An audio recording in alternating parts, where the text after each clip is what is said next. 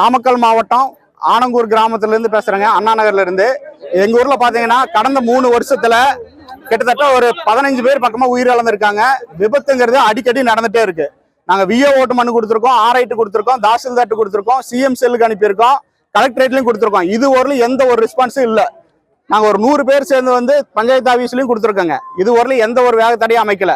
அந்த வேகத்தடையை உடனடியாக அமைச்சு கொடுக்கணும். 2வது, இது தலித் ஏரியாங்கிறதுனால கிட்டத்தட்ட 60 வருஷமா இறக்குறவங்களை நாங்க எரிக்கிறது மயான வசதி இல்லாம ஏரி ஓரத்துலயும் ஓட ஓரத்துலயும் தான் இது வரலும் எரிச்சிட்டு இருக்கோம். அந்த எரிக்கிறதுக்கு ஒரு 50 மீட்டர்ல ஸ்கூல் இருக்கு.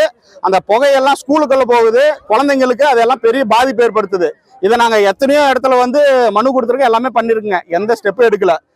லெட்டர் பிராமிஸ் விஓஓ ஆர்ஐ தாசில்தார் ஒரு பேப்பர்ல ரிட்டன்ல எங்ககிட்ட இத்தனை நாளுக்குள்ள மயான வசதி செஞ்சு தரோம் அப்படின்னு எழுதி கொடுத்தா மட்டும்தான் நாங்கிறத நவருதுங்க. இந்த ஆனங்கூர் கிராமம் சரிங்களா, இது ஒரு கிராமம் எங்களை தாண்டி ஒரு கிராமம் வசிக்குது. போன ஒரு ஏற்கனவே கடல்ல இதே மெயின் ரோட்ல தான் காடி எரிஞ்சிட்டு இருக்கு சரிங்களா.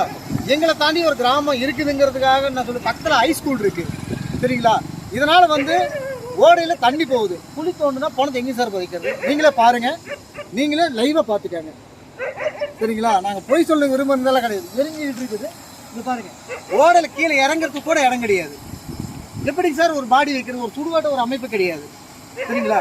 மற்ற இடத்துல எல்லாத்துக்குமே சுடுகாடு அமைப்பு போட்டு மேடை போட்டு எல்லாமே காம்பவுண்ட் எல்லாம் போட்டு எல்லாம் ரெடி பண்ணி கொடுக்குறீங்க. எங்க தலித்த மக்களுக்கு மட்டும் ஒரு இதே கிடையாதுங்க சார். என்ன சார் காரணம்? இது பல ஆர்ப்பாட்டங்கள் நாங்களும் பண்ணியாச்சு. இதுக்கு மேல என்ன சார் முடிவு? இதனால கேட்டு திறந்து 1008 வண்டி வருது. இதனால ஆக்சிடென்ட் 1008 ஆக்சிடென்ட் ஆகுது. இதனால நாங்க பல போராட்டங்கள் பண்ணியாச்சு சார், ஒரு முடிவே கிடையாது சார். இதனால தான் சார் இந்த போராட்டம் நாங்கள் நடத்திட்டு இருக்கிறோம். எங்களுக்கு ஒரு மயான வசதியும் ஒரு வேகத்தடையை மட்டும் அமைச்சு கொடுக்கணும்னு தான் கேட்கிறோம்.